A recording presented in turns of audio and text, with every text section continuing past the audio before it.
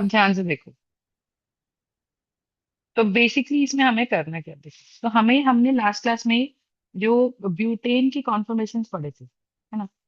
तो ब्यूटेन की कॉन्फर्मेशंस में हमने पढ़ा था, एक होता है गॉस, एक होता है पार्शियली मैम। एक्लिप्स्ड, ठीक है। एक होता है मैम हमारे हम। पास एक्लिप्स्ड, अभी सुनते जाओ, बस अब लिखते जाओ। और एक होता है हमारे पास स्टैगर्ड। तो स्टैगर्ड का एक और नाम होता है fully staggered, is also called as anti, और you can also call it as an anti periplanar, है ना। गॉश का एक और नाम होता है, गॉश को बोलते हैं सिन क्लिनिकल। अगर आपसे कोई पूछे कि भाई गॉश का दूसरा नाम क्या है, so you will call it as syn clinical orientation. और ये वो ऐड करेंगे जिससे क्वेश्चंस बनते हैं, ठीक है। This is called syn clinical orientation. Partially eclipse का एक और नाम क्या होता है, anti clinical orientation. Alright, partial eclipse is also called as anti clinical orientation. और एक इसमें याद करो कि जो सी एच थ्री जो होते हैं उनके बीच में जो रिपल्शन होती हैं, that repulsion value is 4 kilo calorie. Okay, that repulsion value is going to be 4 kilo calorie. Are we understanding this part? Per mole. तो अगर हमारे पास सॉहॉर्स ओरिएंटेशन में, ठीक है, अगर हमारे पास सॉहॉर्स ओरिएंटेशन में यहाँ इस तरीके से ये एच और एच आ गया, तो यहाँ सी एच थ्री और सी एच थ्री में रिपल्शन होंगी, एच और एच में रिपल्शन होंगी। तो एच और एच की रिपल्शन का कितना होता है, 1 किलो कैलोरी पर मोल। तो आप देखो ये भी एच और एच की ओरिएंटेशन है, तो that is also going to be 1 kilo calorie per mole. और ये सी और सी की ओरिएंटेशन है, तो that is also called as 4 kilo calorie per mole. तो टोटल रिपल्शन इसमें कितनी रहेंगी,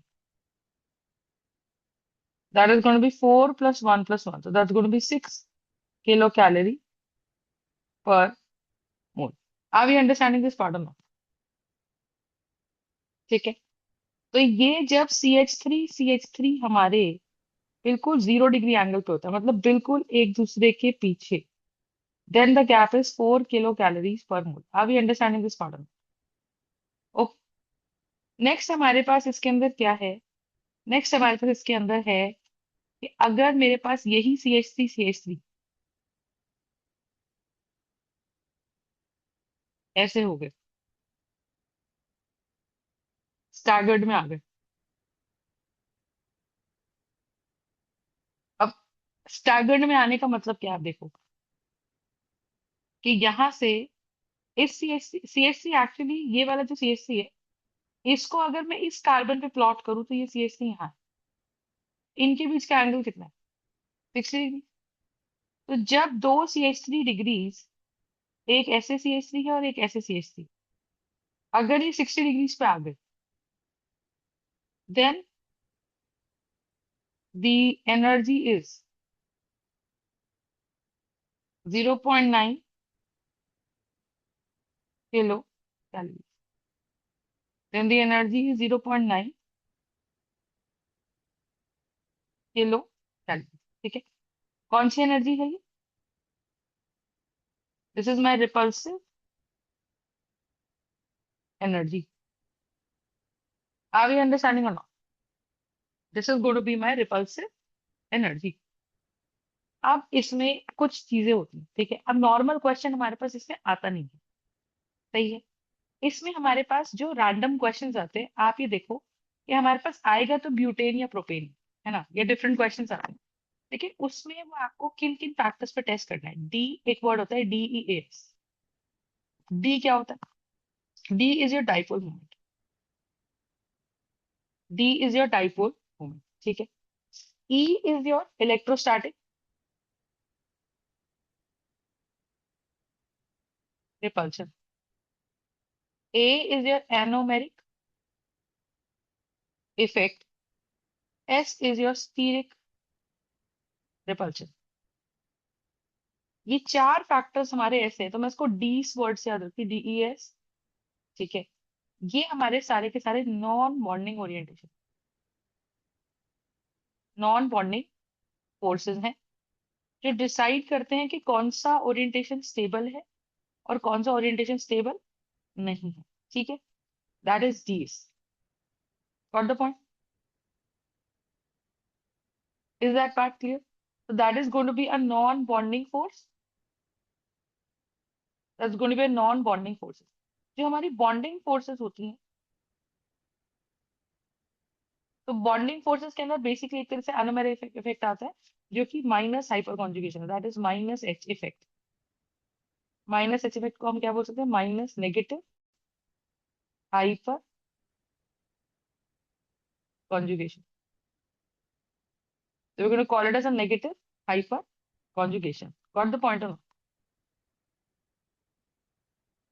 Got it? Which is also called as my yes hetero ma'am.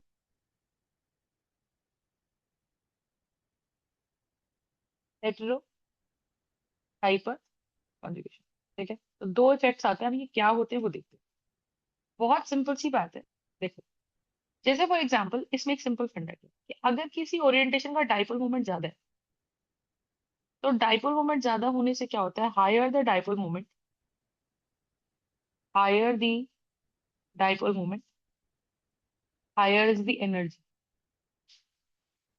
Higher is the energy of. ठीक है, तो जितना ज्यादा डाइपोल मोमेंट होगा, higher is the energy of the orientation, and when higher is the energy of the orientation, then less stable, then less stable shall be the orientation. तो हमें कैसे पता चलेगा कि कौन सी ओरिएंटेशन ज्यादा स्टेबल है?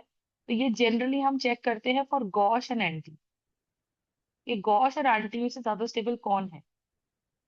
तो जिसका डाइपोल मोमेंट ज्यादा है ना, उसकी स्टेबिलिटी कम है, यानी कि dipole moment.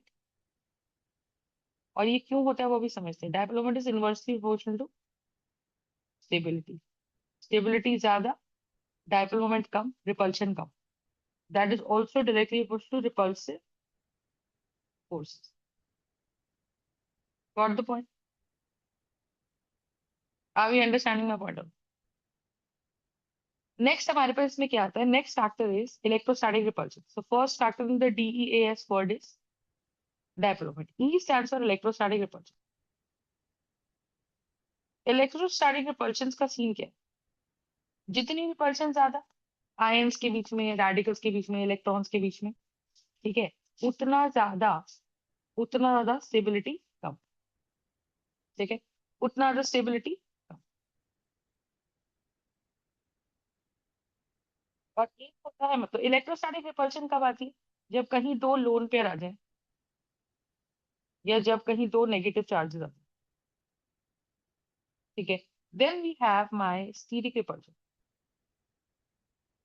What is the case of steric repulsion? जब बिटवीन टू ग्रुप्स, इन्हीं भी दो ग्रुप्स के बीच में अगर रिपल्शन हो रही है, तो then it's a problem, right? So between two groups is going to be my steric repulsion. और ये जो स्टीरिक रिपल्शन हमारी है बिटवीन टू ग्रुप्स, ये भी ज्यादा तो स्टेबिलिटी, ये भी ज्यादा तो स्टेबिलिटी कम। फिर आता है हमारा एनोमेरिक इफेक्ट, जिसको हम जानते हैं from the point of minus H, और जिसको हम जानते हैं from the point of negative hyper conjugation. Negative hyper conjugation.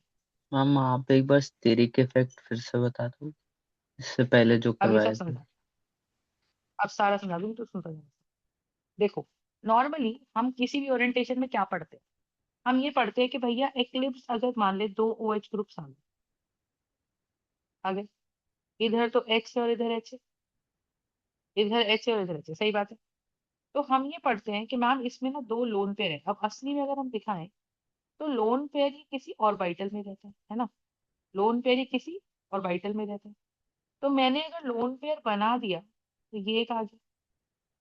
अब मेरे पास एक ओएच यहाँ पे ये आ गया। अब कहानी के एक लोन पेयर ये है और एक लोन पेयर ये है। तो इन लोन पेयर्स में इन लोन पेयर्स में रिपल्शन आ जाएगी, ऐसा नो? अच्छा एक बात और देखो, आइडियली अगर हम इस मॉलिक्यूल की बात करें, तो इस मॉलिक्यूल में दोनों पॉइंट्स को हम एक डायरेक्शन में जोड़ लें तो इसका डाइपोल मोमेंट कहाँ आ रहा है? सीओ का ओ की तरफ आ रहा है, अभी सीओ का ओ की तरफ आ रहा है, बोलो हाँ है ना? तो अगर ओ पे नेगेटिव चार्ज है, यहाँ नेगेटिव चार्ज है, इसका मतलब क्या है कि सीओ पे भी नेगेटिव चार्ज है, इस सीओ पे भी नेगेटिव चार्ज है। तो दोनों के डाइपोल्स एक ही डायरेक्शन में ऐड हो रहे हैं, हेंस ये पूरा एंड हमारा नेगेटिव है, ये पूरा एंड हमारा नेगेटिव है, और ये वाला एंड हमारा कैसा है? पॉजिटिव है। समझ में आ रही है बात? So the idea here is what, that whenever we are dealing with the lone pair repulsion, इसका मतलब क्या है कि मैम अगर डाइपोल मोमेंट हमारा ज्यादा हुआ, अगर हमारा डाइपोल मोमेंट ज्यादा हुआ तो रिपल्शन भी ज्यादा हुई, और अगर रिपल्शन हमारी ज्यादा हुई इसका मतलब क्या है बताइए? अगर रिपल्शन हमारी ज्यादा हुई इसका मतलब क्या है कि ये स्ट्रक्चर अनस्टेबल है। तो हमने कहा मैम ये तो ओ OH के पीछे ओ OH आ रहा है, ये तो एक्लिप्स है।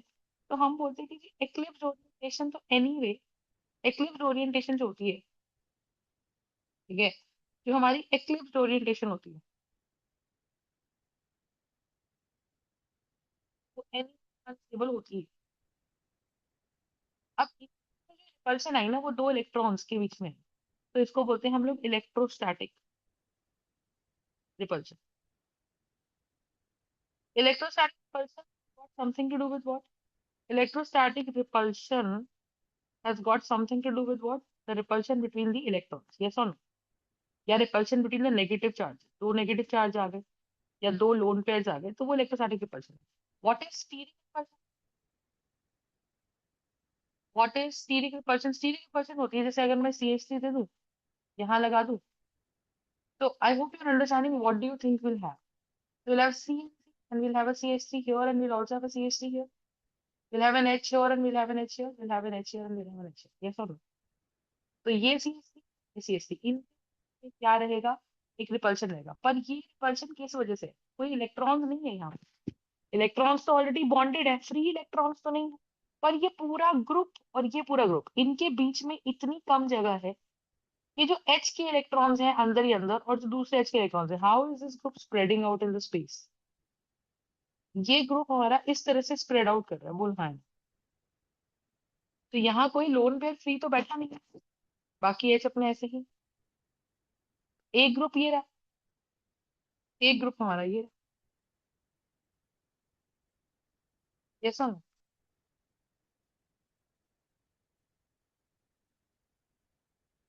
Got the point? इसका मतलब क्या है बताओ?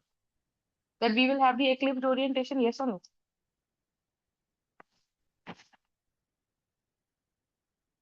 Got it? तो ये एक एच है अपने पास और एक एच ये है, फंडा समझा? Yes ma'am. Got the point? तो इनके बीच में क्या रिपल्शन? तो इसका नाम कारण दो ग्रुप्स अगर भिड़ रहे तो that is my steric repulsion, yes or no? Are you understanding? Yes. इसको steric repulsion। तो मैंने कहा ठीक है जी, एक्लिप्स एनी अनस्टेबल होती ही है, उसका तो कुछ नहीं करना, ठीक है, बट, ठीक है, बट जो हमारी एक्लिप्स ओरिएंटेशन नहीं है ना, तो हमने कहा भाई कौन एक्लिप्स नहीं है? OH में कौन एक्लिप्स नहीं है? एक OH यहाँ है, एक H यहाँ, एक H यहाँ, एक OH यहाँ है, एक H यहाँ, एक H। अब ये कैसा है? ये पार्शली स्टैगर्ड। पार्शली स्टैगर्ड को हम क्या बोलते हैं? कॉश। इसमें अगर तीन है और एक हमारे पास इसमें एंटी पोजिशन है, एंटी में क्या है? एंटी तो ये भी है लेकिन इसमें OH की बिल्कुल ऑपोजिट में OH ही है। तो हमने इसमें क्या, हमने इसमें बोला था कि मैम अब इसमें पता करो कि ज्यादा स्टेबल कौन है। ये पूरा फुल्ली स्टैगर्ड है, hence it is going to be my fully staggered orientation, yes or no? अगर ये फुल्ली ओरिएंट स्टैगर्ड ओरिएंटेशन है इसका मतलब क्या? This is going to be my anti. Got the point? तो आप ये चीज समझो कि भाई मैम मेरे पास ये एक लोन पेयर, यहाँ एक ऑर्बिटल होता है, हर बॉन्ड के पीछे क्या होता है, जैसे ये सिग्मा बॉन्ड है, तो ये उसका कौन सा है, सिग्मा स्टार बॉन्ड, आया ना।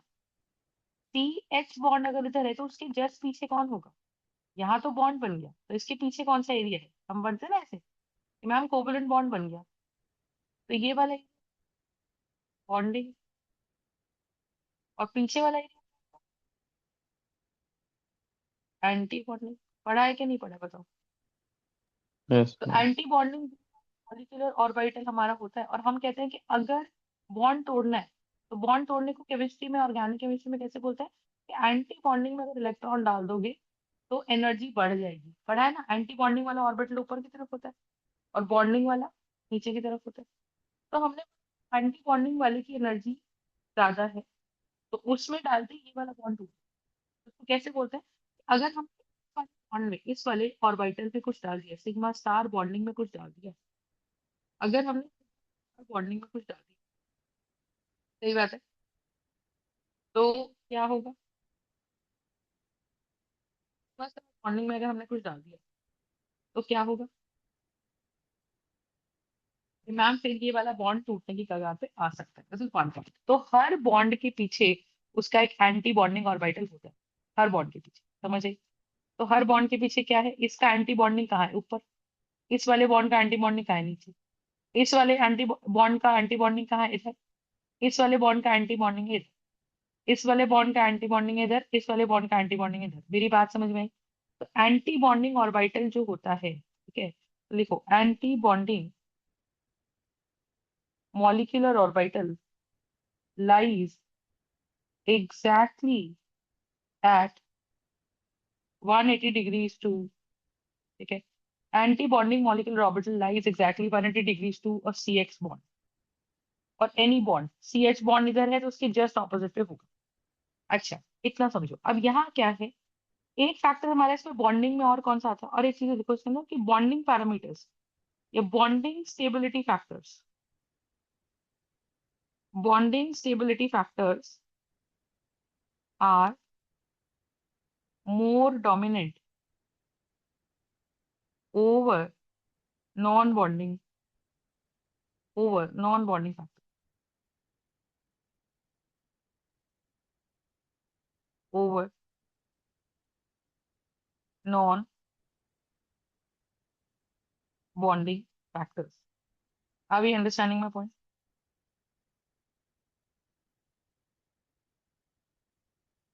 What the point? Yes or no? So what exactly does that mean? Just tell me,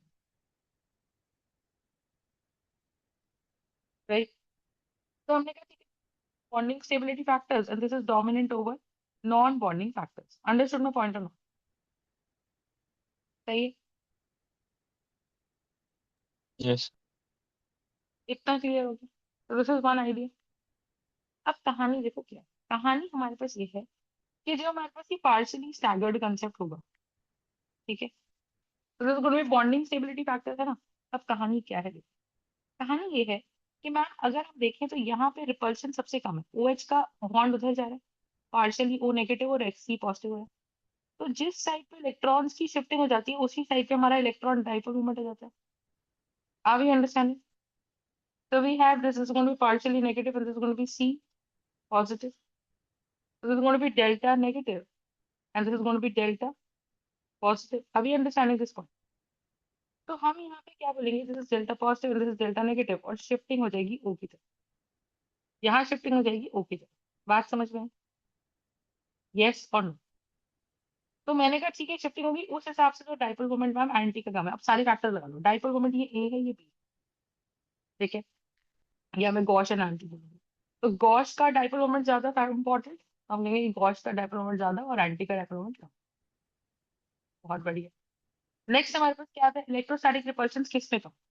obviously यहाँ पे लोन पेयर जो है वो ऐसा फैल रहा है, और इसका लोन पेयर कैसा फैलेगा बताओ। इसका lone pair is like this, O H ऐसा। तो इसके जो लोन पेयर हमारे फैल रहे हैं वो अप्रोक्सीमेटली 60 डिग्रीज पे है ना, क्वाइट क्लोज। इसके लोन पेयर एक यहाँ एक यहाँ, एक यहाँ एक यहाँ, इसके लोन पेयर में गैप ज्यादा है।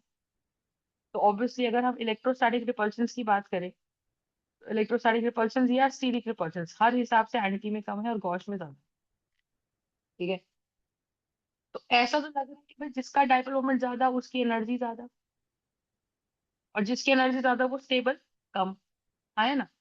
तो इनको देख के तो ऐसा लग रहा है कि gosh is not stable, gosh में रिपल्शन ज्यादा है। लेकिन गॉश में हुआ क्या, गॉश में जो ओ एच ग्रुप था ना, ये जैसे ही ये बॉन्ड ट्विस्ट करा यहाँ पे, ये ओ घूमा, और जैसे ही ओ घूमा, इसने क्या करा, इसने क्या करा, इसने यार इसके लोन पेयर पे फोर्स ऑफ अट्रैक्शन लगा। तो न्यूमैन स्ट्रक्चर देखिए, तो ये ऐसा लगेगा ये फ्रंट कार्बन है, ये बैक कार्बन है। फ्रंट कार्बन का है कि ओ एच, और यहाँ अपने पास कौन है, फ्रंट कार्बन के दो एच। बैक कार्बन के लिए हम ये बनाते हैं, तो हमारे पास ये चीज क्या जाती है, मुझे बताओ, ये हमारे पास क्या जाती है, this becomes what, this is O H. और यहाँ अपने पास क्या है, एच, एच, है ना, एक अपने पास ओ एच यहाँ, और ऐसे।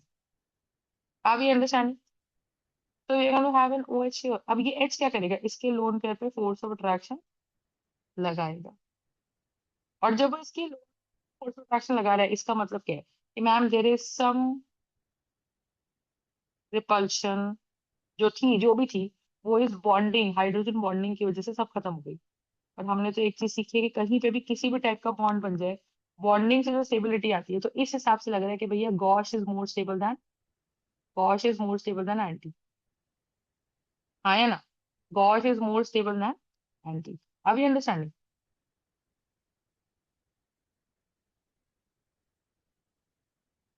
अब ये understanding this part of, got yes it. Ma'am. तो हम इस हिसाब से बोल देंगे कि भैया नॉर्मली हमने ब्यूटेन में क्या पढ़ा था, आप कुछ सोच के देखो, ब्यूटेन की सारी कॉन्फॉर्मेशन में हमने पढ़ा था कि एंटी सबसे ज्यादा स्टेबल है, followed by gosh, followed by partially eclipse, followed by least eclipse. लेकिन डाई ग्लिसरॉल के अंदर जो ये हमने पढ़ा, ठीक है, 1 2 इथाइलिन ग्लाइकोल के अंदर, इथाइलिन ग्लाइकोल में हाइड्रोजन बॉन्डिंग के कारण ये दोनों फैक्टर्स का निगलेक्शन हो जाएगा, और सिर्फ हमारा बचेगा कौन, सिर्फ हमारा बचेगा हाइड्रोजन बॉन्डिंग का फैक्टर।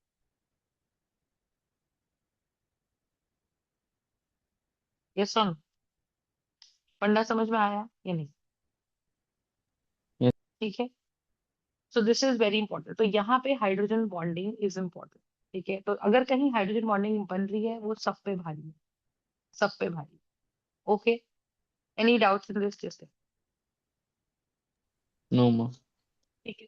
तो गॉश जो है वो ज्यादा स्टेबल हो जाता है। अब इसमें एक चीज और देखो, एक हमारे पास इसमें एक फैक्टर पड़ता है, जैसे इसको स्ट्रक्चर को ध्यान से देखो, तो स्टैगर्ड में एक ओएच यहाँ है, और ये हम बना रहे हैं गॉश, गॉश, ठीक है।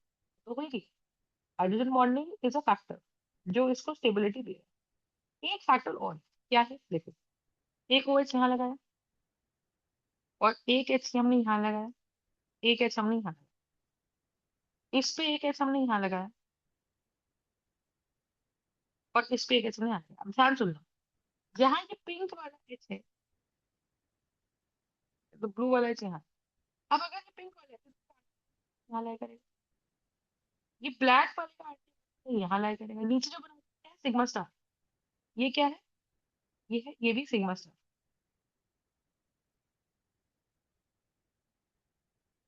ठीक है। ये सिग्मा स्टार, और ये क्या है, सिग्मा स्टार, ये क्या है, इसका सिग्मा स्टार, समझ में आया क्या बना रही है। और ये ब्लू वाला क्या है, sigma star of C H. Are we understanding point और नॉट, जैसे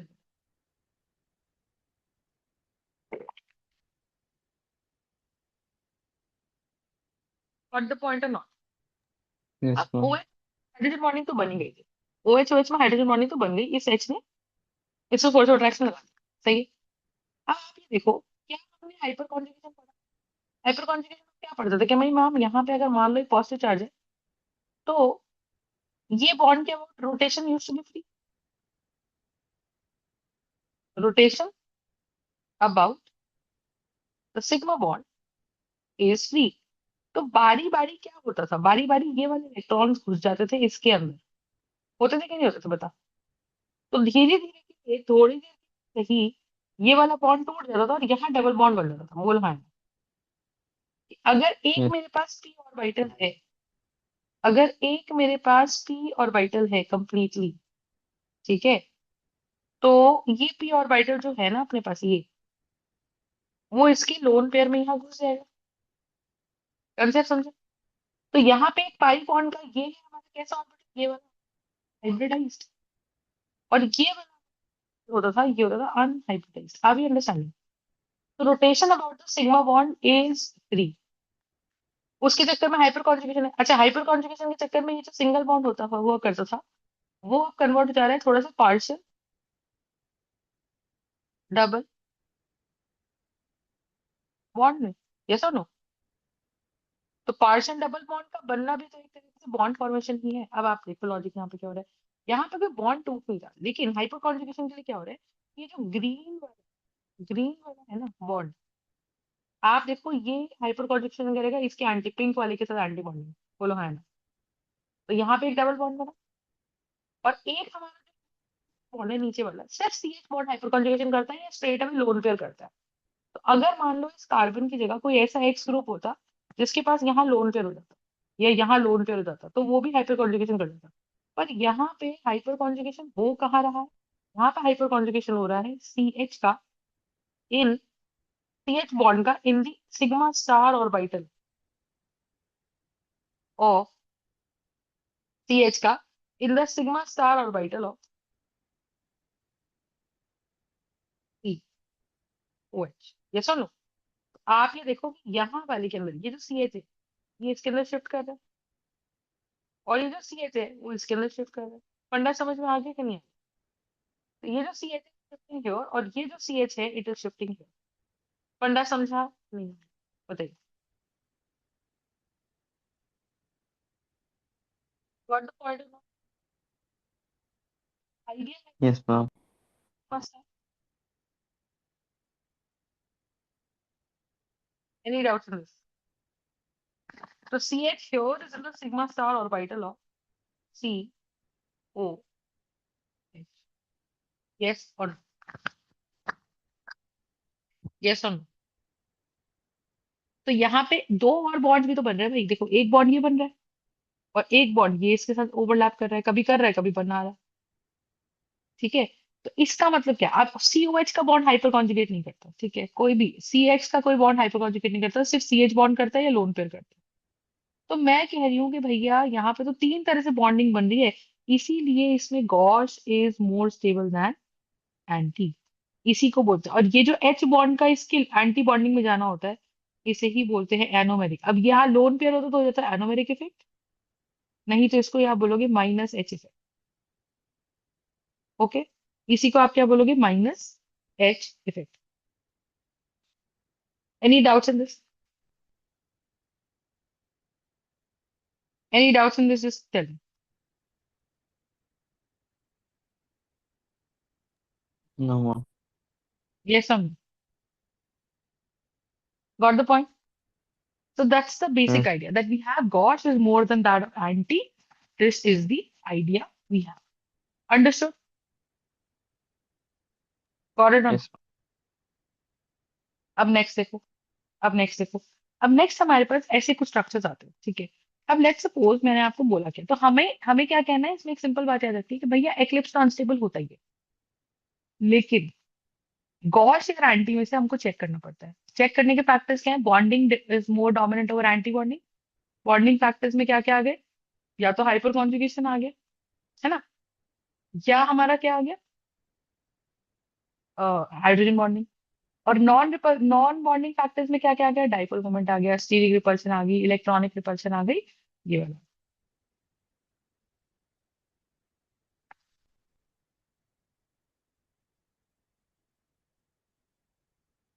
have you understanding this problem? yes, ma'am. Okay,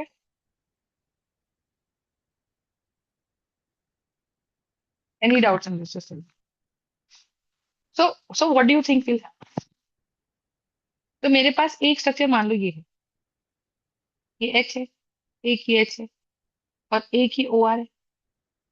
एक ही आर है, एक ही एच है और एक ही एच है, बोलो हाँ है ना? तो ये किस तरीके का स्ट्रक्चर है?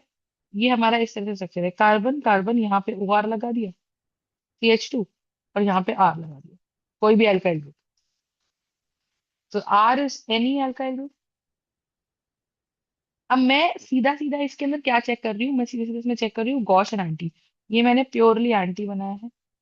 और दूसरा वाला जो मैं बना रही हूँ, वो मैं बना रही हूँ इसका क्या, ये है मेरे पास ओ आर, तो यहीं कर लो, आर यहाँ कर लो। बात समझ, अब ये मेरे पास क्या है, ये मेरे पास है गॉश। ठीक है। अब मुझे पता करना है कि भैया ज्यादा स्टेबल कौन है। फंडा समझा? So how do you deal with it now? You have to check lot of factors here. ठीक है, you will have to check lot of factors here.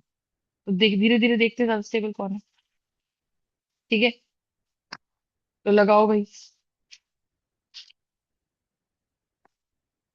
अब इसको अरेंज कैसे करोगे आप, ये देखो।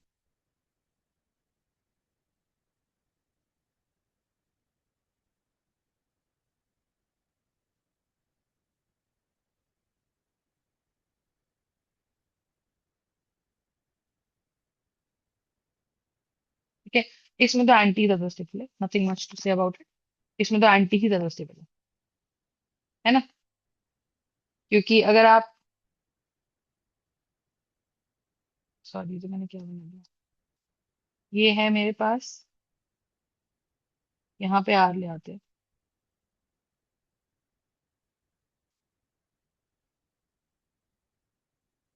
यहाँ पे आर है, यहाँ पे एच है, यहाँ पे H है। ठीक है,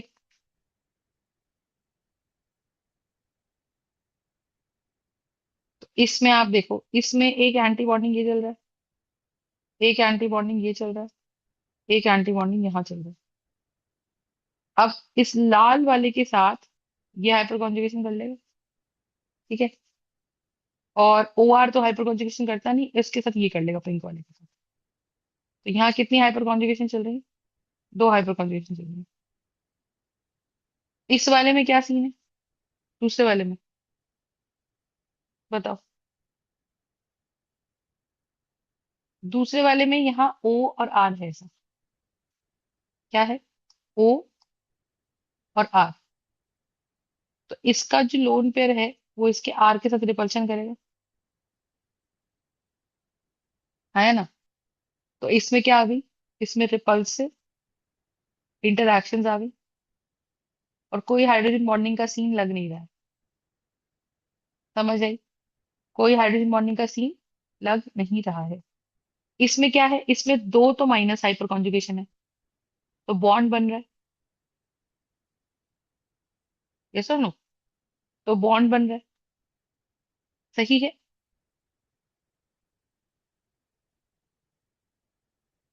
और इसमें भी दो हाइपर कॉन्जुगेशन, आप देखो, ये इसके अंदर जाएगा और इसके अंदर ये जाएगा, लेकिन इसमें रिपल्शन है। तो इसीलिए हम बोल रहे हैं कि एंटी के अंदर वो रिपल्शन नहीं है। तो दो हाइपर कॉन्जुगेशन दोनों में कॉमन है, और एंटी में रिपल्शन कम होने के कारण एंटी ज्यादा स्टेबल हो गया ओवर कॉश। बात समझ में आई कि नहीं, बताइए?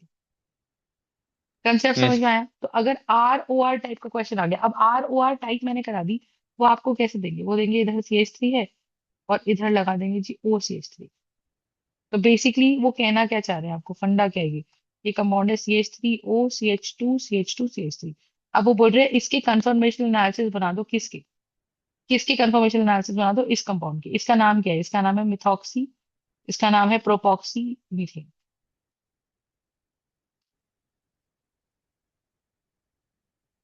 प्रोपॉक्स, सॉरी, मिथॉक्सी प्रोपेन, इसका नाम ये है। So if we have a propoxymethane, what does that mean? If we have a methoxypropane, what does that mean? Tell me. कि मेरे पास यहाँ पे मिथॉक्सी प्रोपेन है, yes or no?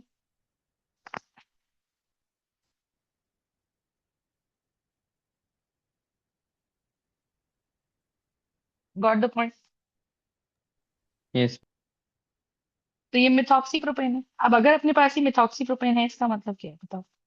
कि मैम हमें इसका बनाना है। अब मुझे क्लियरली दिख गया कि भैया सीसी बॉन्ड है और एक तरफ आर है और एक तरफ ओ आर है। सीसी बॉन्ड तो ढूंढना ही है ना अपने को। उसी के अबाउट तो हम एक्लिप्स या सॉहर्स या स्टैगर्ड कुछ बताएंगे।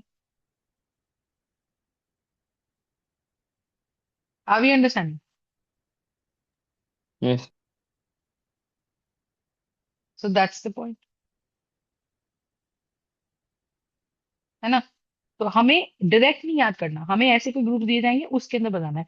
अब अगर हम जनरल रूल भी याद कर ले तो हमें पता है भैया आर ओ आर के अंदर एंटी ही ज्यादा स्टेबल होता है, किसके ऊपर?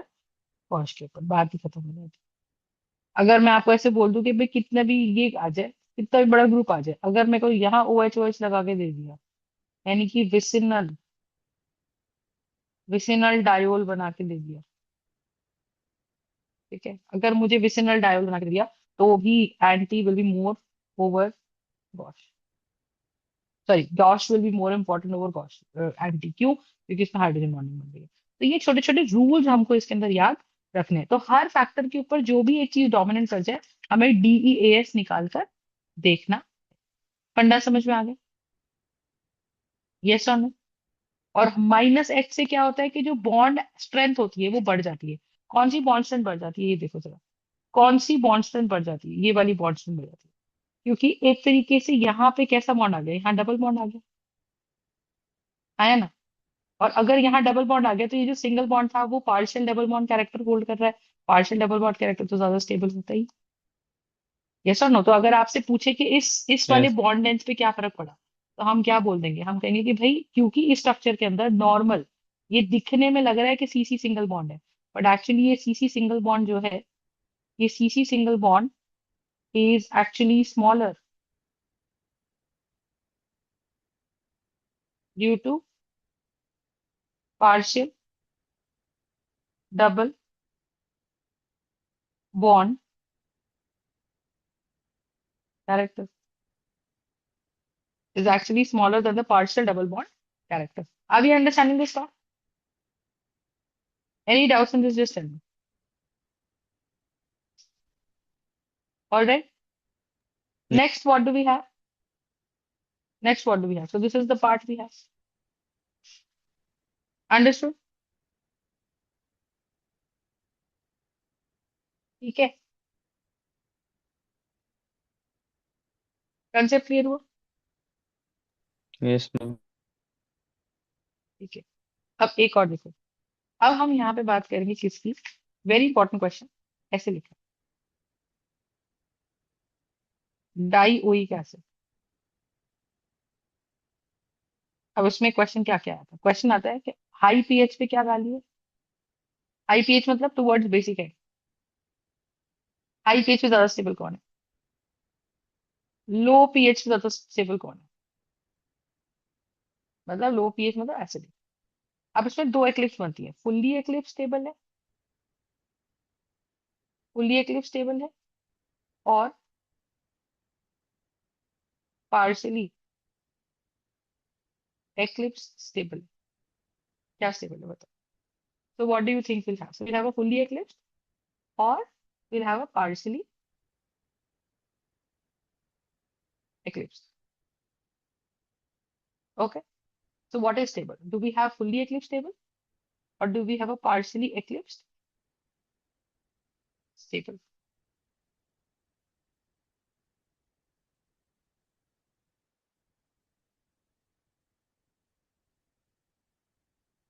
ठीक है, fully eclipsed stable और partially eclipsed stable, राइट? या एंटी स्टेबल है? Gosh, now it's a very very important question, ध्यान से देखते हैं। देखो अब इसमें है क्या, कहानी समझो। अगर हम बात करें भाई इसके केसेस बनाते हैं, तो ये तो मेरे पास फुल्ली एक्लिप्स है। ये अगर आप ध्यान रखो तो COOH अपने आप में, if you look at this, COOH अपने आप में ऐसा है, और यहाँ पे अपने पास क्या है? COOH है। ठीक है, तो अगर हम इसको ढंग से बनाए तो हमारे पास सीन क्या है? जो ये वाला O है उसके तो यहाँ दो लोन पेयर आ जाएंगे, तो ये वाला H ना इधर होता है और इसके दो लोन पेयर यहाँ होता है। इनमें हाइड्रोजन बॉन्डिंग बन सकती है। बन गई। तो यहाँ फुल्ली एक्लिप्स में ही भैया हाइड्रोजन बॉन्डिंग बन रही है। यहाँ फुल्ली एक्लिप्स में ही हाइड्रोजन बॉन्डिंग बन रही है। Are we understanding? ठीक है। अगर फुल्ली एक्लिप्स में भी हाइड्रोजन बॉन्डिंग बन रही है तो this is what we have. अब इसका हम क्या करें, 60 डिग्री से रोटेशन करा देते हैं। 60 डिग्री से रोटेशन कराने से होगा क्या मुझे बताओ। ये है, अब ये COOH मेरा यहाँ आ गया, एक एच यहाँ आ गया, एक एच यहाँ आ गया, ये वाला COH मेरा यही रहा। अब ऑब्वियसली दूर हो गए तो हाइड्रोजन बॉन्डिंग खत्म हो गई या कम हो गई। तो then I am going to say कि ठीक है ये वाला आ गया, this is what, this is going to be partially standard. फिर और 60 डिग्री से रोटेशन कराओ, 60 डिग्री से रोटेशन कराओगे तो क्या आएगा, CH COOH और H, इसके यहाँ पे भी COH, यहाँ H और यहाँ H। तो ये आ गया फिर से पार्शियली एक्लिप्स। पार्शियली एक्लिप्स क्यों कह रहे हैं, क्योंकि अब की बार H के पीछे H, OH के पीछे OH नहीं है, H के पीछे COH है, H के पीछे COH है, इस H के पीछे भी H है। यस और नो? इस COH के पीछे भी H है, इस H के पीछे भी H है और इस H के पीछे COH है। पढ़ना समझ में आया? तो हम यहाँ से क्या बोलेंगे मुझे बताओ, हम यहाँ से क्या बोलेंगे बताइए। तो we will have this H bonding.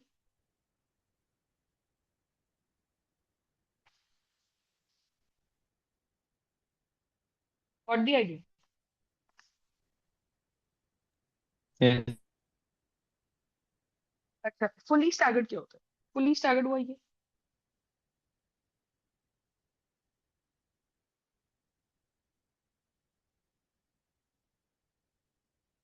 हाँ या ना, बताओ।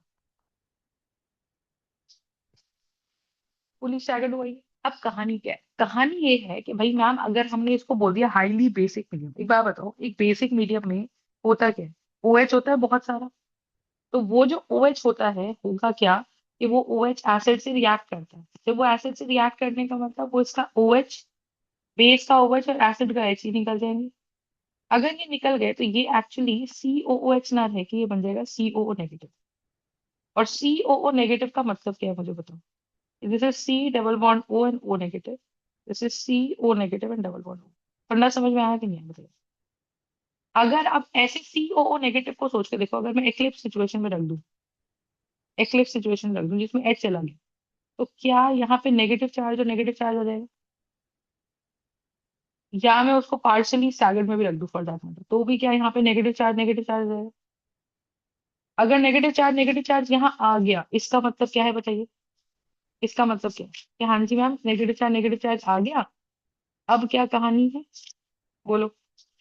अब क्या कहानी है कि नेगेटिव नेगेटिव में रिपल्शन तो होगा ही, और अगर नेगेटिव नेगेटिव में रिपल्शन होगा तो इसका मतलब क्या, ये घूमेगा, ये स्टेबल नहीं है। तो हाई एंड पे बिल्कुल एंटी स्टेबल है।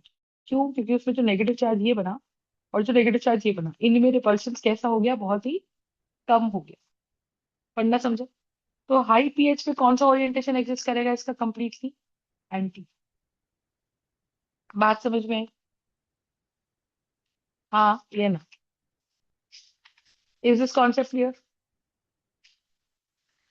बोलो। yes ma'am, ठीक है, दिस इज वन पार्ट। अच्छा, अगर हम बोले कि भाई बताओ अब ज्यादा स्टेबल कौन, फुल्ली एक्लिप्स या पार्शियल एक्लिप्स। नाउ नॉर्मली क्या होता है आप खुद सोच के देखो, नॉर्मली हम ये बोलते हैं कि मैम पार्शियली एक्लिप्स ज्यादा स्टेबल है। क्यों, क्योंकि एक बड़ा ग्रुप है एक छोटा ग्रुप है। ऐसा नो, फुल्ली एक्लिप्स क्या होता, फुल्ली एक्लिप्स होता CH3 H के पीछे H, इसके पीछे ये H, बोलो है ना। तो हमने कहा जी बड़े बड़े ग्रुप्स एक दूसरे के पीछे आ गए तो ये तो फुल्ली एक्लिप्स तो ठीक है, बट ये तो बहुत ही अनस्टेबल होगी। हमने एनर्जी वाइज पढ़ो, आप खुद सोचो, हमने पढ़ा था CH3 में रिपल्शन है 4 की, 2 H में रिपल्शन है 1 और 1 की, तो मोटा मोटा इसकी एनर्जी हुई 6 किलो कैलोरी पर मोल। CH3 और H में एनर्जी थी 1.3 की, 1.3 और यहाँ पे भी H, तो ये 1, कितना हुआ 2.6 + 1, तो एनर्जी कितना है 3.6। तो ऑब्वियसली किस में रिपल्शन ज्यादा हुई, फुल्ली एक्लिप्स में कि पार्शियली एक्लिप्स में, बताओ। फुल्ली एक्लिप्स में कि पार्शियल एक्लिप्स में, बोलो। इसमें एनर्जी ज्यादा हुई, फुली फुली एक्लिप्स में कि eclipse. Partially eclipse?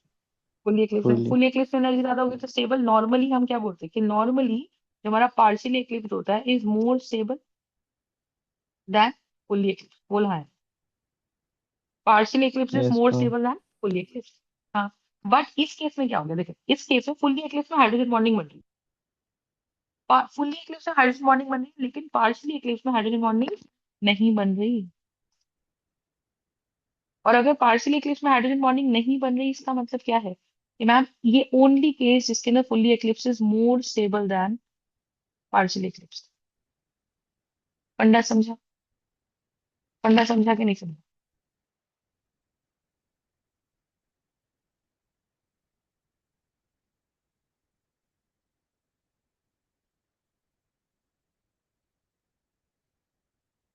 Is it clear? Yes ma'am. ठीक है। अच्छा, अब एक बात आती है कि एंटी ज्यादा स्टेबल कि गॉश ज्यादा स्टेबल। अब देखो this is going to be my gauche, this is going to be anti. Partially staggered is my gauche, partially staggered is my gauche. ठीक है। अब पार्शियली स्टैगर्ड आ गया, लो पीएच है। लो पीएच मतलब बहुत सारा H प्लस है, बहुत सारा H प्लस है। बहुत सारे H प्लस का मतलब क्या गुरांश? कि वो H इस पे लगेगा, वो H इस पे लगेगा। बोल खाया ना? अगर वो H इस पे यस लग मैम। रहा है इसका मतलब क्या? We will have a COH, we will also have a COOH. That is going to be a low pH value. Yes or no? If that's going to be a low pH value, तो हमने कहा भाई बहुत ज्यादा H plus है, H plus तो release होना नहीं। अच्छा, अब आप देखो इस सिनारियो में ज्यादा स्टेबल कौन बन रहा है? लो पीएच पे। लो पीएच पे हम कह रहे हैं कि एंटी बन गया, एंटी भी है COH। अब गॉड, अब लो पीएच पे ज्यादा स्टेबल कौन, गॉश या एंटी, ये बताओ। तो हमने कहा देखो यहाँ पे क्या हो रहा है, कहानी इसकी ये बन रही है, कहानी इसकी बन रही है कि C और C, ये COOH, और यहाँ पे अपने पास H, नीचे भी H, और पार्शियली एक्लिप्स है तो यहाँ COOH, यहाँ H और यहाँ H। तो ये वाला H क्या करेगा, इसके लोन पेयर पे तो फोर्स ऑफ अट्रैक्शन लगा के हाइड्रोजन बॉन्डिंग बनाएगा। इसका CH क्या कर रहा है, इसके एंटी बॉन्डिंग में -H शो कर दे रहा है। और इसका CH क्या कर रहा है, इसके एंटी बॉन्डिंग में, किसके एंटी बॉन्डिंग, ये नीचे है ना सर, तो हमें इसका यहाँ चाहिए एंटी बॉन्डिंग। ये किसका एंटी बॉन्डिंग, इधर तो किसी का एंटी बॉन्डिंग नहीं है। ठीक है। तो यहाँ अपने को हाइड्रोजन बॉन्डिंग मिल गई। ये वाला बॉन्ड बनने से क्या हो रहा है, ये वाला बॉन्ड स्टेबल हो रहा है। This bond is getting stronger.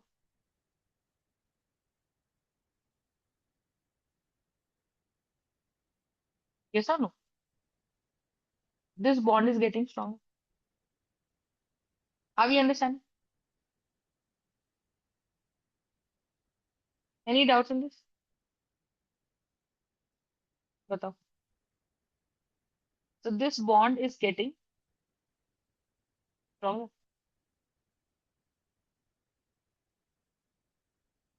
Any doubts? No ma'am. Got it?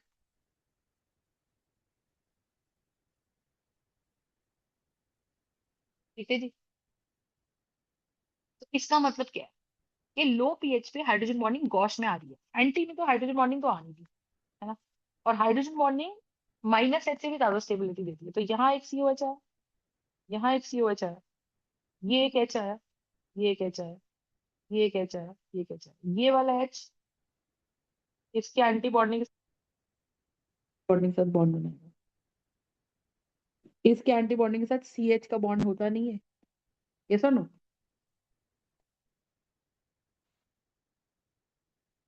समझे? Yes ma'am. अच्छा, इधर क्या हो रहा है, ये वाला जो है, ये वाला है इसके एंटी बॉन्डिंग के साथ बॉन्ड बना रहा है। कौन सा बॉन्ड है? तो दिस इज देयर, इसका एंटी बॉन्डिंग इधर है, इसका एंटी बॉन्डिंग इज हियर, इसका एंटी बॉन्डिंग इज हियर। हाँ, तो ये वाला है। तो यहाँ पे तो क्या सिचुएशन हो रही है, गॉश के अंदर दो चीज अच्छी होगी ना। तो एक तो दो तो माइनस हाइपर कॉन्जुगेशन दिख रहा है, ऐसा नो, उसकी वजह से CC का bond partial double bond character आ जा रहा है। And one we are going to have a CH bond, which is stable. Are we understanding? Yes or no?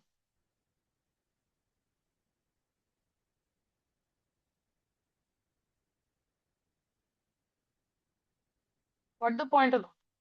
और यहाँ हाइड्रोजन बॉन्डिंग ही है.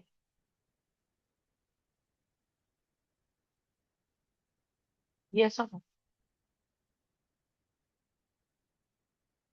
Yes, ma'am. तो देयर बाय यहाँ पे हमारा लो पीएच पे gauche is more stable than anti. High pH पे anti is more stable than gauche, क्योंकि हाइड्रोजन बॉन्डिंग खत्म हो जाती है वहां पे. तो वहां पे रिपल्शन को कम करने के लिए COO नेगेटिव बन जाता है. फुल्ली एक्लिप्स ज्यादा स्टेबल कि partial eclipse? Fully eclipse is here in this example is more stable then partial eclipse, क्योंकि फुल्ली एक्लिप्स में रिपल्शंस हो जाती हैं. समझ में आई बात? तो ऑर्डर क्या रहता है? सबसे ज्यादा स्टेबल हो जाता है गॉश, फिर हो जाता है एंटी, फिर हो जाता है फुल्ली एक्लिप्स, फिर हो जाता है पार्शियल एक्लिप्स. समझ में आई बात? नॉर्मली हम इसमें क्या बोलते हैं? और नॉर्मली होता है एंटी फिर गॉश, फिर पार्शियल एक्लिप्स, फिर fully eclipse in the end stability order.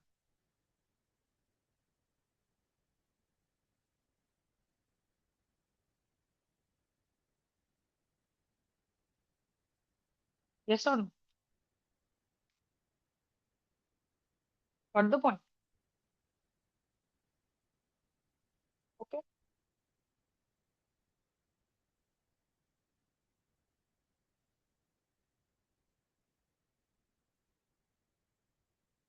समझ में आई बात? Yes, ma'am. That's the idea भी. एक और देखो. ठीक है. अब इसमें एक चीज आती है, ध्यान से देखो. Next we have what?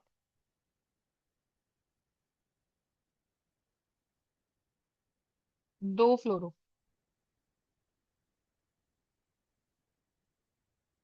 ये क्या है? Fully eclipse. This is fully eclipse. यहाँ से हमने 60 डिग्री का टर्न करा, तो फिर क्या बना? फिर क्या बना? ये इधर आ गया. तो this is going to be what? This is going to be here. ये एच इधर आया, एक एच इधर आया. इसमें कितना था? ठीक है. सो विल हैव दिस. एक एच इधर आया, एक एच इधर आया, इधर ऐसा. या यहाँ चलो. ठीक है. फिर एक और 60 डिग्री टर्न लिया. किसको घुमा रहे हैं हम? पीछे वाले को घुमा रहे हैं. फिर 60 डिग्री टर्न लिया. तो 60 डिग्री पे लेने पे फ्लोरीन नीचे आ गया. 60 डिग्री का मतलब क्या है? ये 120 डिग्री है, तो I am moving it only till the half. ठीक है. 60 डिग्री का टर्न लेने से एक और डायरेक्शन दूसरे में कन्वर्ट हो जाती है. तो ये फ्लोरीन इधर आ गया, एच यहाँ आ गया, ये वाला एच बीच में आ गया.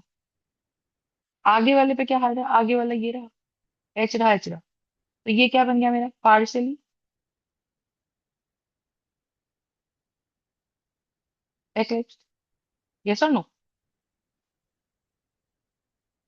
फिर एक और 60 डिग्री टर्न लिया. पीछे वाले को ही घुमा रही हूँ, आगे वाले को मैं कुछ घुमा नहीं रही. तो ये एच बन गया और ये भी एच बन गया.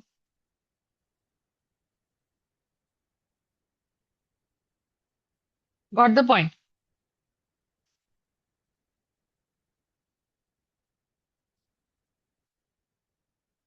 आई बात समझ के नहीं?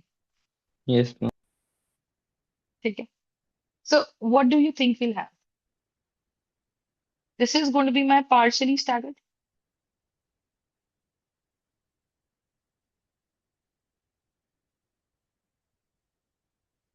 This is going to be my partially eclipsed. This is going to be fully staggered. Fully staggered is also called as anti. Fully staggered is also called as anti. और ये मेरा क्या है? ये है मेरा fully eclipsed.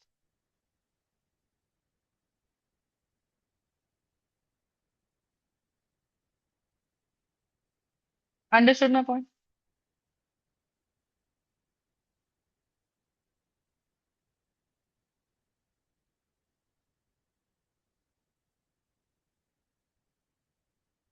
Any doubts? in this No one. more. So one is 60 degree. This is also 60 degree. Got it? अब करें क्या? अब करें क्या बताओ? अब मुझे ये पूछना है, देखो फुल्ली एक्लिप्स में तो रिपल्शन आ गई, देख लो रिपल्शन आ गई, लेस स्टेबल। पार्शियली एक्लिप्स में वो रिपल्शन कम हो गई क्योंकि 60 डिग्री पे लोन पेयर चले गए, और इधर एच है, यहाँ पे लोन पेयर है, तो कोई खास रिपल्शन है नहीं। तो अगर मैं पूछूं कि फुल्ली एक्लिप्स ज्यादा स्टेबल कि पार्शियली एक्लिप्स ज्यादा स्टेबल, ऑब्वियसली पार्शियली एक्लिप्स ज्यादा स्टेबल, नॉर्मल केस। एंटी ज्यादा स्टेबल कि गॉस ज्यादा स्टेबल, इसमें क्या सीन है बताओ? एंटी ज्यादा स्टेबल कि गॉस ज्यादा स्टेबल? अब इसमें सारे फैक्टर्स लगाओ, तुम सबसे पहले लगाओ डाइपोल मोमेंट। इनका डाइपोल मोमेंट एक डायरेक्शन में है, इसका डाइपोल मोमेंट इधर है, इसका इधर है, एड अप करो, इन दोनों का पैरेलल किधर आएगा? इधर आएगा। तो 0 डिग्री पे हम कैसे निकालते हैं? एक डाइपोल मोमेंट हमारा mu square plus 2 mu into mu cos 0।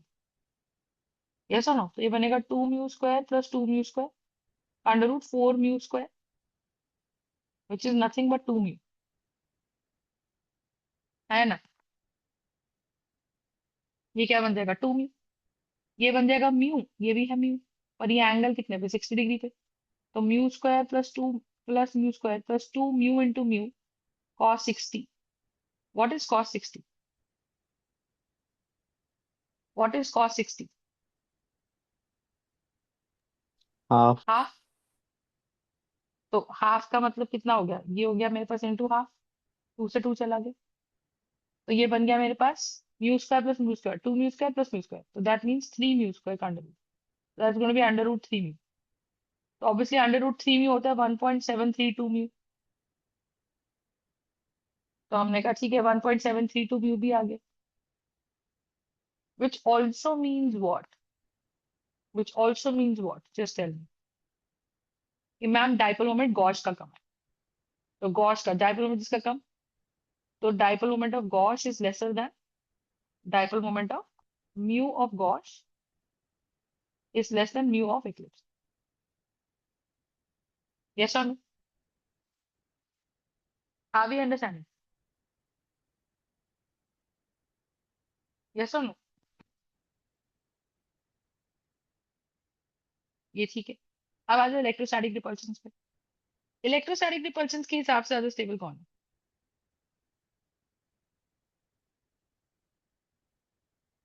बोलो। इलेक्ट्रोस्टैटिक रिपल्शन के हिसाब से गॉस में इलेक्ट्रोस्टैटिक रिपल्शन ज्यादा है। Electrostatic repulsion of gauche is more than electrostatic repulsion of anti. तो यहां से ऐसा लग रहा है कि स्टेबिलिटी एंटी में ज्यादा है। ठीक बात है। अब हमारा डिसाइडिंग फैक्टर कौन है? Bonding parameter.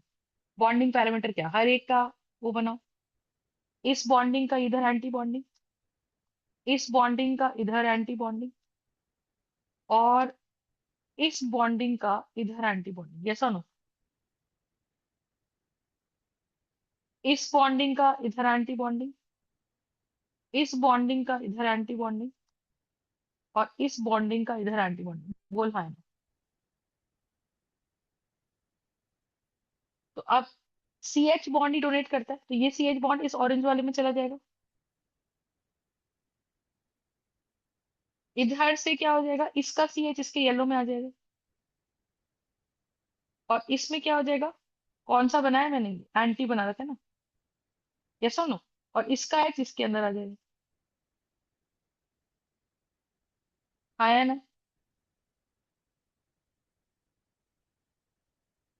Got the point?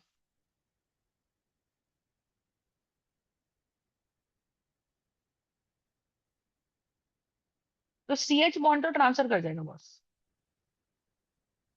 तो how many C H bond transfer? एक ये वाला जा रहा है इसके एंटी बॉन्डिंग में, मैम 4। एक ये वाला, दो, ये तीन, तो एक ये हो गया, एक ये हो गया, एक ये हो गया, ये वाला किस में जाएगा? ये इसमें जाएगा, 4। सी एफ बॉन्ड का कुछ नहीं हो सकता। लेकिन गॉश में चेक करते हैं, गॉश में क्या सीन है? गॉश में बनाओ जरा, इसका एंटी बॉन्डिंग ऊपर है, इसका एंटी बॉन्डिंग हमारे पास, इसका एंटी बॉन्डिंग ऊपर है, इसका एंटी बॉन्डिंग इधर है, इसका एंटी बॉन्डिंग इधर है, इसका एंटी बॉन्डिंग इधर है, इसका एंटी बॉन्डिंग इधर है, और इसका एंटी बॉन्डिंग अपने पास इधर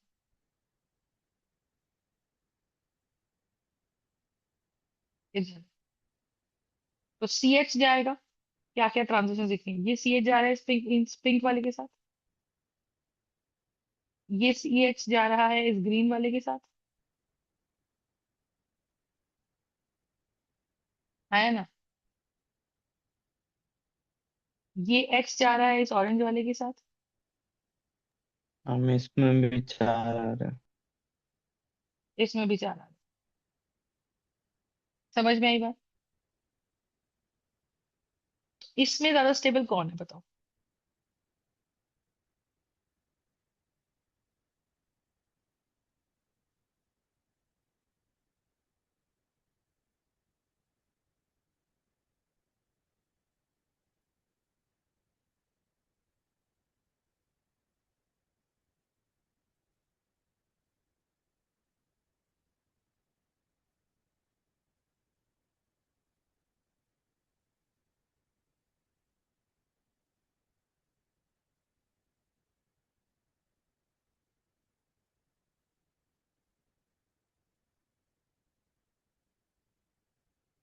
नहीं, इसमें एक्चुअली हमें, sorry, I am so sorry, एक मिनट, ये मैंने कर दिया, this should not be done like that.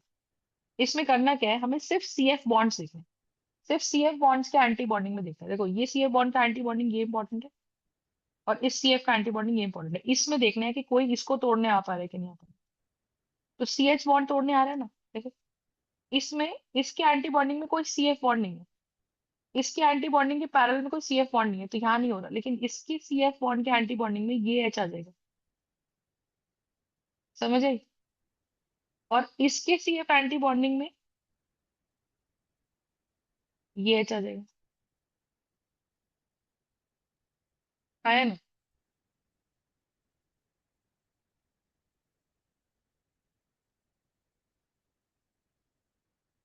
Are you understand. तो मैम यहाँ तो पे मेरे पास ये दो एंटी बॉन्डिंग है, दो हाइपर कॉन्जुगेशन, तो हम मैम बोल तो देंगे कि सी इसमें F gosh is more bond stable. के नॉन एंटी बॉन्डिंग एंटी को बॉन्डिंग, रिस्ट्रिक्ट कितना कर रहा है वो देखना है। हाँ, क्या बोला तूने। मैम की सी एफ बॉन्ड के एंटी बॉन्डिंग में सी एच बॉन्ड की हाँ, मतलब जितना भी रिपल्शन हो रही है वो देखना है। हाँ, हाँ, हो जाएगा। ठीक है, तो ये कहानी है।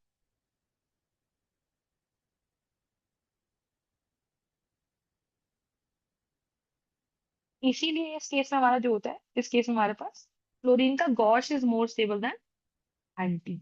ये इंपॉर्टेंट एग्जांपल है। अगर ये मॉलिक्यूल याद रखो, इस वाले मॉलिक्यूल का डाइफ्लोरोइथेन, सिर्फ इसके अंदर gosh is more stable than anti, ये याद रख लेना इसका।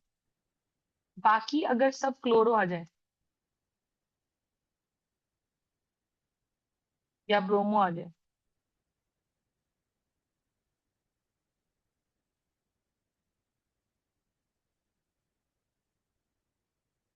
उनमें एंटी ही ज्यादा स्टेबल है ओवर एनीथिंग।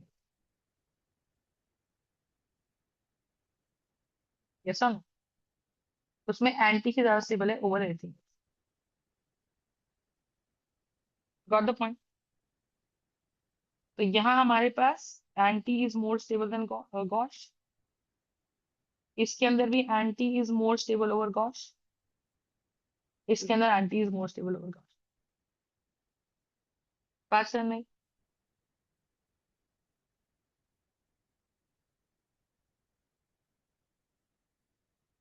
ऑर्डर क्या बन गया इसके लिए, gauche is more stable than anti, then eclipse 2 is, eclipse 2 मतलब partially eclipse, partially eclipsed is more stable than fully eclipsed. ये ऑर्डर इसका, this is my stability order, और एनर्जी ऑर्डर बिल्कुल इसका उल्टा हो जाएगा। फुल्ली इक्लिप्स की एनर्जी सबसे ज्यादा, फिर पार्शियली इक्लिप्स, फिर एंटी, और सबसे कम एनर्जी गॉस। सही बात है।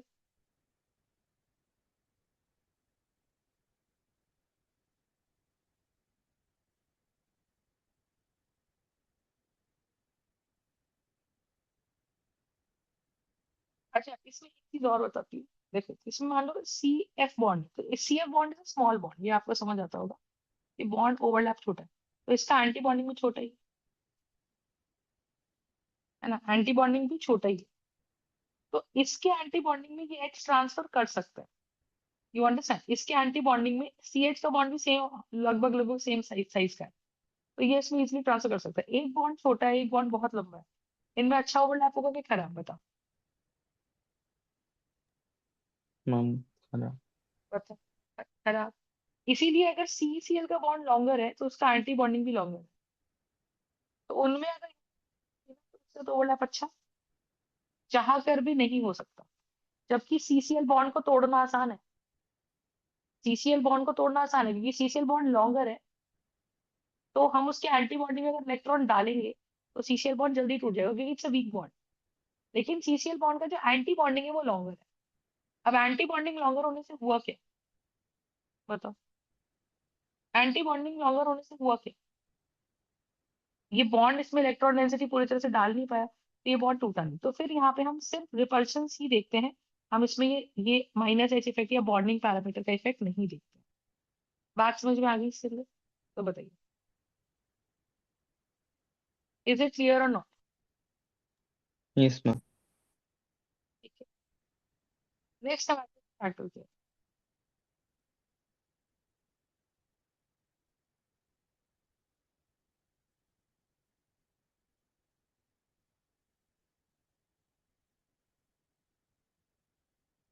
ठीक है जी।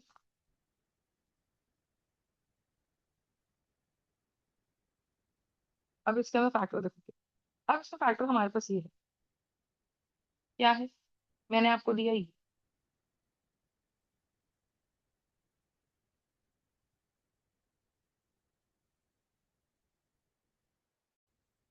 करेक्ट है। अब ये फुल्ली एक्लिप्स है, no doubt. Partially eclipse next 60 degree पे, आगे वाले को मैं वही रख रही हूँ।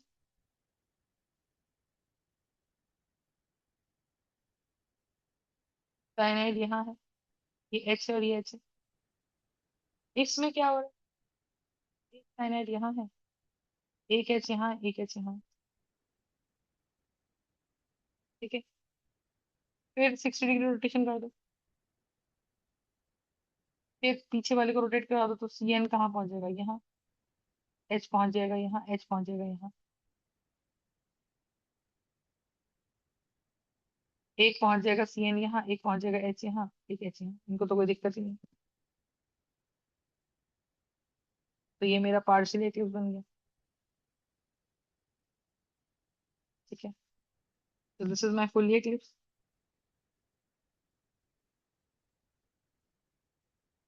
This is my partial eclipse, this is staggered,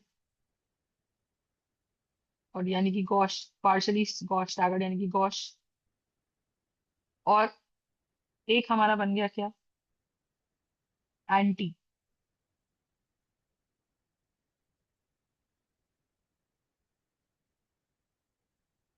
ऐसा। समझ नहीं बात,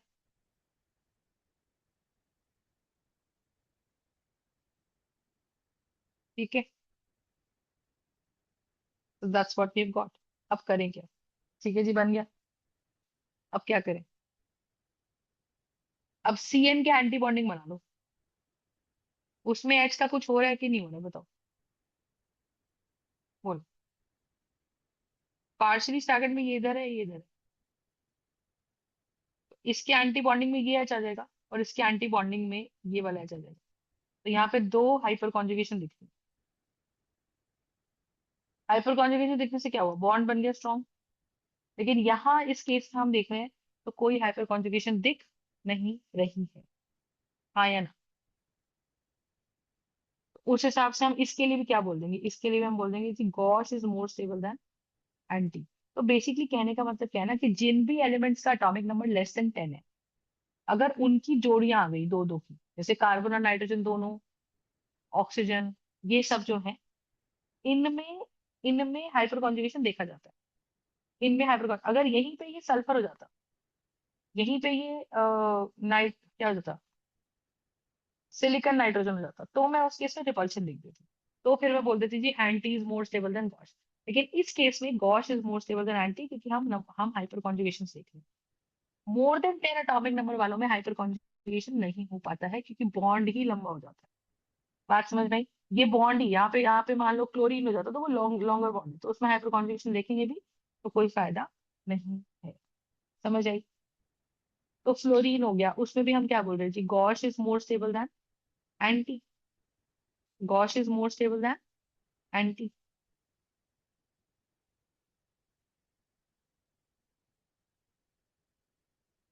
is it clear? Concept clear और not, just tell. Yes ma'am. ठीक है। तो ये एक इंपॉर्टेंट क्वेश्चन है। अब जैसे अगर फॉर एग्जांपल मैं आपको इसमें एक एग्जांपल देती हूँ, अब रैंडम कोई भी क्वेश्चन आ गया, ठीक है, तो nobody is giving you the option, वो रैंडम आ गया आपके पास, रैंडम में बोलते जी ये बताओ, ये मॉलिक्यूल है, एक्लिप्स तो अनस्टेबल है ही, एक्लिप्स तो अनस्टेबल है ही। इसमें बोल रहा है जी एक मॉलिक्यूल ये है, SCH3, SCH3, इधर H और इधर H, इधर H और इधर H, ऐसा तो कुछ मॉलिक्यूल। अब आपको बोल रहे हैं बताओ इसके अंदर ज्यादा स्टेबल कौन है, बोलो इसके अंदर ज्यादा स्टेबल कौन है, गॉश के एंटी? चल,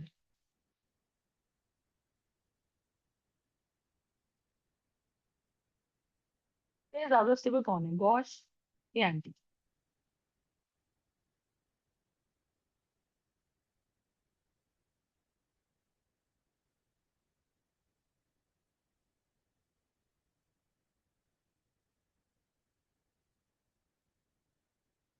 तो यहाँ पे हेट्रो एटम वाली बात है, ma'am sulphur is going to be heteroatom. इसमें कौन ज्यादा स्टेबल है, गॉश के एंटी? बोलिए।